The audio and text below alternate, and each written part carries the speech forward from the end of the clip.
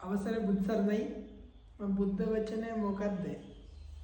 හා පුතා මම ඔයාලට කියා දෙන්නම්. තෙරුවන් පිහිටයි. තථාගත සම්මා සම්බුදුරජාණන් වහන්සේ වසර 35 දී බුදු පදවිය ලබා ගන්නවා. උන්වහන්සේ වසර 45ක් බුද්ධත්වයේ ජීවමාන වැඩ සිටිනවා. අපි හිතමු මේ රේඛාව කියලා. එතකොට උන්වහන්සේ වසර 45ක් ධර්ම දේශනා කරනවා. මේ කාලයට කියනවා බුද්ධ කාලය කියලා. බුදුන් වහන්සේ බුද්ධත්වය අවබෝධ කරගෙන දේශනා කරපු ධර්මය. ඒ ධර්මයට කියනවා ත්‍රිපිටකය කියලා. එහෙම නැත්නම් 45 කාලයක් තිස්සේ දේශනා කරපු ධර්මය. බුදුන් වහන්සේ වැඩ සිටින සමයේ දේශනා කරපු ධර්මය 84000ක් ධර්ම ස්කන්ධයට කියනවා. තවත් නමකින් ත්‍රිපිටකය බුද්ධ වචනය. නොයෙකුත් විචාරාධාරා කරන්න පුළුවන්. කෙසේ වෙතත් බුදුන් වහන්සේ වස් 45 කාලයක් තිස්සේ දේශනා කරපු ධර්මයේ කොටස් තුනකට බෙදෙනවා. ඒ කොටස් තුන පැරණි බුද්ධ වචනයෙන් කියනවා නම් වෝහාර දේශනා.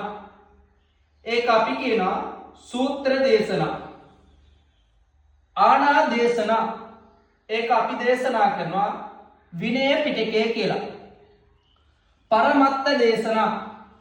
පරමත්ත දේශනා අභිධර්මය කියලා කියනවා. එතකොට මේ සූත්‍ර දේශනාව ග්‍රන්ථ පහකට කොටස් පහකට බෙදෙනවා. විනය පිටකය ග්‍රන්ථ පහකට බෙදෙනවා.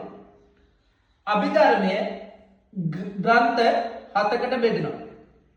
මෙතන පොත් ගැන කතා කරොත් අපි පොත් 17ක් වගේ එකතු වෙනවා.